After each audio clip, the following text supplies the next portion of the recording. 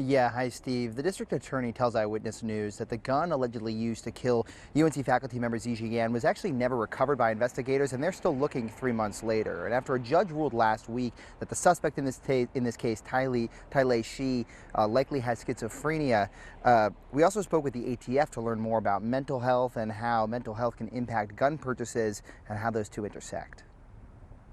I am very concerned about the ease of access to acquiring firearms for people with mental defects, with mental health concerns. Tonight, we're hearing from the man prosecuting Tylay Shi, the grad student charged with gunning down his professor in the heart of UNC Chapel Hill's campus. Orange County DA Jeff Nieman couldn't share specifics about Shi or his case, but said questions surrounding how he was allegedly able to get a gun are always relevant. In any crime investigation or case involving a firearm, how the defendant acquired the firearm is an element of the case. Last week, Shi was found mentally unfit to stand trial, with an Orange County judge concluding he was delusional and had hallucinations. Eyewitness News reached out to the ATF for clarity, who said those mental health issues wouldn't necessarily stop a gun buyer from completing a purchase.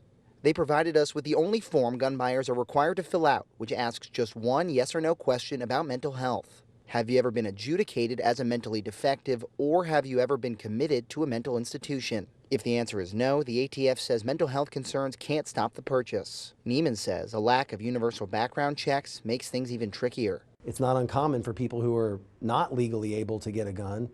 They can get it because they don't have to pass a background check first. He also draws an important distinction between last week's ruling, where a judge found Shi currently unable to help or understand his own defense, and Shi's mental state when he allegedly committed the crime. In other words, someone could be mentally capable of committing the crime, have the requisite mental intent to commit the crime, but then at a later time when they come to court not be mentally fit for trial, and the reverse could be true.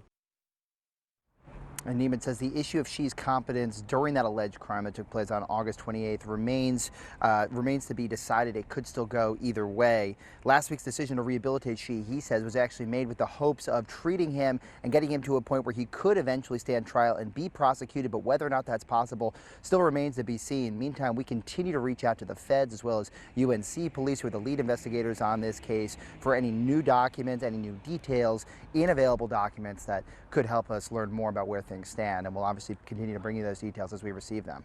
Live in Chapel Hill, Sean Coffey, ABC 11, Eyewitness News.